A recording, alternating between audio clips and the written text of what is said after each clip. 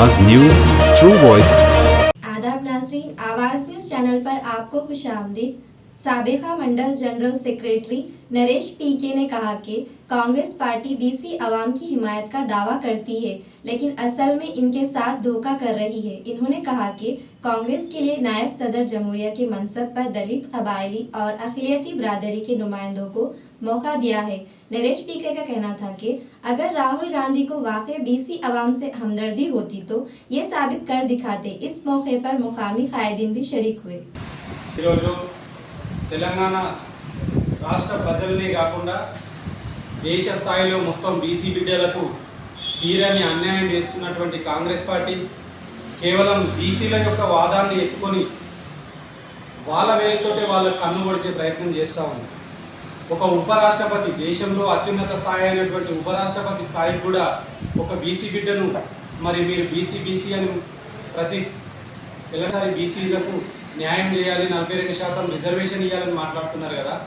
మరి మొన్న జరిగినటువంటి ఈ ఉపరాష్ట్రపతి నామినేషన్లలో ఒక బీసీ బిడ్డకు మీరు ఎందుకు అవకాశం కల్పించలేదని చెప్పేసి ఈ రాష్ట్ర ప్రభుత్వాన్ని, జాతీయ కాంగ్రెస్ పార్టీని కూడా మేము అడుగుతా ఉన్నాం. అలాగే ప్రస్తుతం బీసీలమనే ఈ స్థానిక సంస్థల్లో బీసీలకు 42% ఎవరు కూడా అడగలేదు. మీకు చేతనైతే మీ పార్టీలో ఉన్నటువంటి అన్ని స్థానిక సంస్థలే కాదు, శాసనసభ స్థానాలకు కూడా మీ పార్టీ తరఫున 42% రిజర్వేషన్ ఇచ్చిన తర్వాత ఈ బీసీ అనే నినాదాన్ని మీరు ముందుకు తీసుకురావాలి. గతంతో పోలిస్తే ఏనాడు కూడా బీసీలకు కావచ్చు, ఏ మైనారిటీ వర్గానికి కావచ్చు భారతీయ జనతా పార్టీ న్యాయం చేయగలిగింది తప్ప కాంగ్రెస్ పార్టీ గత 70 సంవత్సరాల స్వాతంత్రంలో కూడా ఏనాడు ఎవరికి చేయలేదు. భారతీయ జనతా పార్టీ ఏర్పడిన మొదటిసారి ఒక మైనారిటీని మనం రాష్ట్రపతిగా చేయడం జరిగింది. ఆ తర్వాత ఒక రాష్ట్రపతిగా ఎన్నుకున్నాం. అంతకన్నా ముందు ప్రధాని మోదీ గారు అయిన తర్వాత మొదటిసారిగా ఒక దళిత నాయకుడిని మేము రాష్ట్రపతిగా ఎన్నుకున్నాం.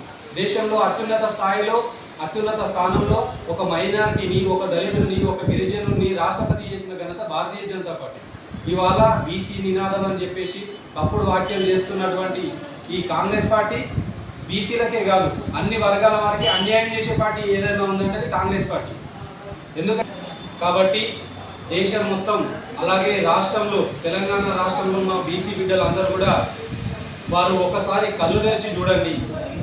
రాజకీయాలు ఆ పార్టీలో ఉన్నాం కదా అని చెప్పేసి బీసీ నినాదానికి మద్దతు తెలుపుతున్నారే కానీ అందులో నిజంగా బీసీలకు న్యాయం జరుగుతుందా, అన్యాయం జరుగుతుందా తెలుసుకోవాల్సిందిగా వివిధ పార్టీలలో ఉన్నటువంటి నాయకులు అందరికీ కూడా మేము తెలియజేస్తున్నాం.